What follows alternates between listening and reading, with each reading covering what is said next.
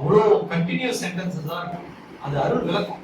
அதை வந்து நீங்க அப்ப இந்த மாதிரி விஷயங்களை நம்ம கருத்துல வச்சுக்கிட்டு இப்ப பேருபதேசம் என்பது எவ்வளவு முக்கியம் அப்படின்றது உங்களுக்கு முதல்ல புரியும். பிரிச்சுட்டாங்க. ஒண்ணு மக்களுக்கு செய்யும் ஜீவகாமியம், இன்னொன்னு மாக்கள்னா ஓரறிவு ஐந்தறிவு, அப்புறம் உயிர் பொருட்கள் எடுக்கணும். இது விருதிய வாழ்க்கை.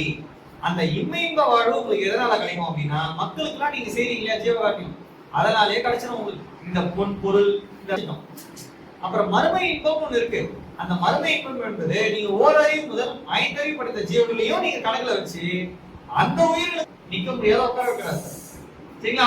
அவங்க பிள்ளைகளும் தலைமுறையே தான் தொழிலுக்கு வரலன்னு யாரெல்லாம் ஃபீல் பண்ணீங்கன்னா அது காரணம் நம்மளே நினைச்சுக்கணும். நீங்க அவங்க கிடையாது.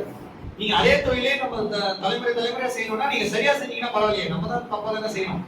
ஒரு நம்ம முன்னுக்கு வரணும் இல்லையா? அப்ப என்ன செய்யறாருன்னா அந்த ஒரு ஒழுங்கம் எழுதப்பட்டிருக்கு. எந்தெந்த உயிருக்கு என்ன செய்யணும், யார் யாருக்கு எப்படி சாப்பாடு போடணும், இதெல்லாம் அவங்க சொல்லியிருக்காங்க. நேரிட்ட ஜீவர்களுக்கு சாப்பாடு போடணும். நீங்க என்ன செய்றீங்க, ஒருத்தவங்க யாரோ பாக்குறீங்க, அவங்க பசியா இருக்கிற மாதிரி தெரியுது, உள்ளபடி பசியால் வருகின்ற ஜீவர்களை நீங்க நேரிட்ட பட்சத்துல நீங்க அவங்களுக்கு உபகாரம்